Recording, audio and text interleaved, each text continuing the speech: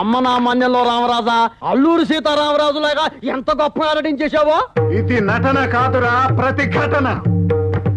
ఈ రూపం నాకు దేవుడిచ్చిన వరం.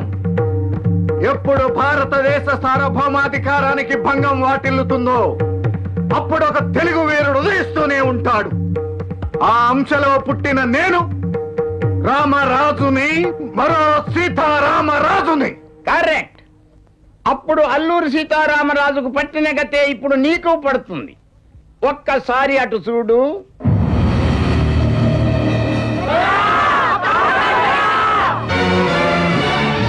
ఆనాడు అల్లూరి సీతారామరాజు మన్య ప్రజల మాన ప్రాణాలు కాపాడడం కోసం లొంగిపోయాడు. నువ్వు ఆ అంశలో పుట్టిన మాట నిజమైతే మాకు లొంగిపో.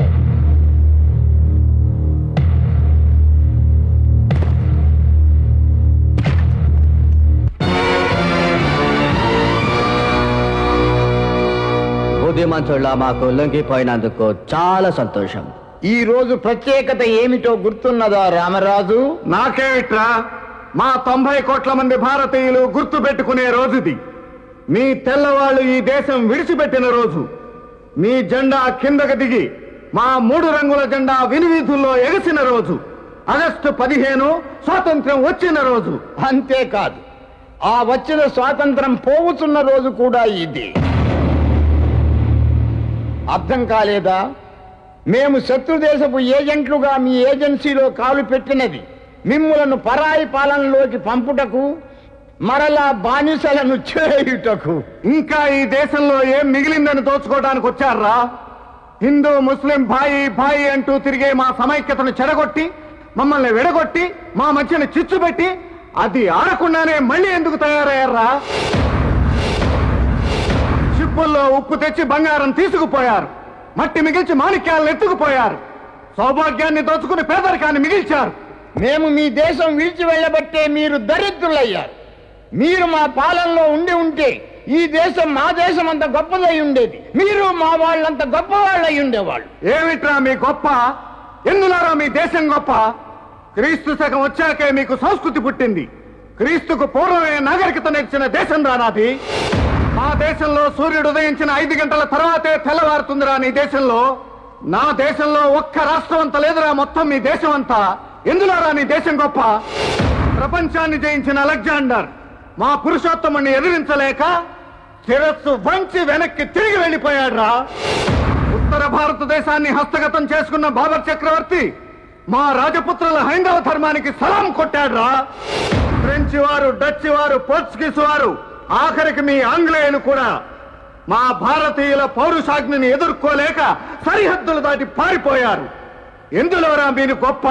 ఉప్పు అమ్ముకోవడంలో తప్ప? ఏమనే గొడవలు గారు, ఇంకా మీకు దోలుదేరలేదా? లేపేయండి. మీ నల్ల బుర్రకు మా తెల్ల బుర్రకు అదే తేడా. ఇప్పుడు ఈ రామరాజును చంపినతో మన్య ప్రజలందరూ తిరగబడుతురు. మన plan సర్వనాశనమగ్నం.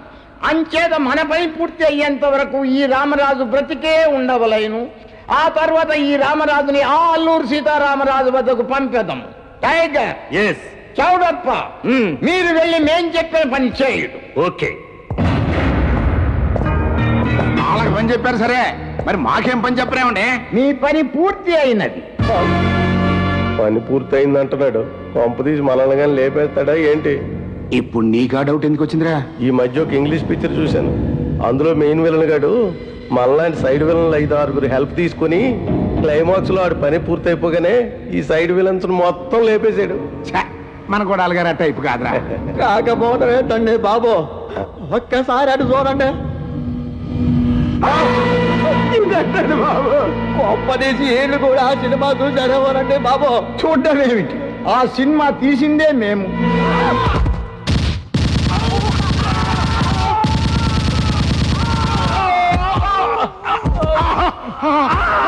May God bless their souls.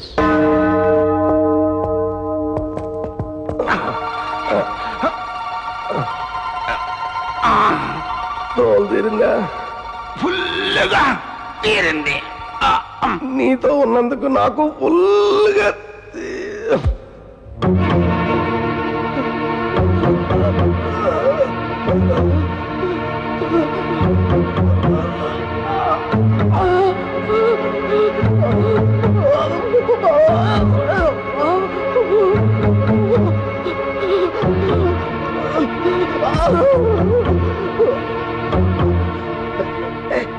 ఈ దేశద్రోహిని క్షమించండి బాబు. అవతల ఘోరం జరగబోతోంది. గుడాలు ఏర్పాటు చేసిన జీవకారుణ్య మహాసభకి దేశంలోని అన్ని మతాల గురువులు ఆచార్యులు వస్తున్నారు. గుడాలు వాళ్ళని చంపబోతున్నాడు. దేనికి? దేశవ్యాప్తంగా మత కలహాలు రెచ్చగొట్టి అల్లకల్లోలం సృష్టించడానికి. ఆ మత కలహాల్లో ఒకరినొకరు మనం నరుక్కు చంపుకుంటుంటే అదే సమయంలో శత్రు దేశం చేత దాడి జరిపించి మన దేశాన్ని ఆక్రమించుకోవడానికి దారుణం జరగకుండా చూడండి. దేశాన్ని కాపాడండి.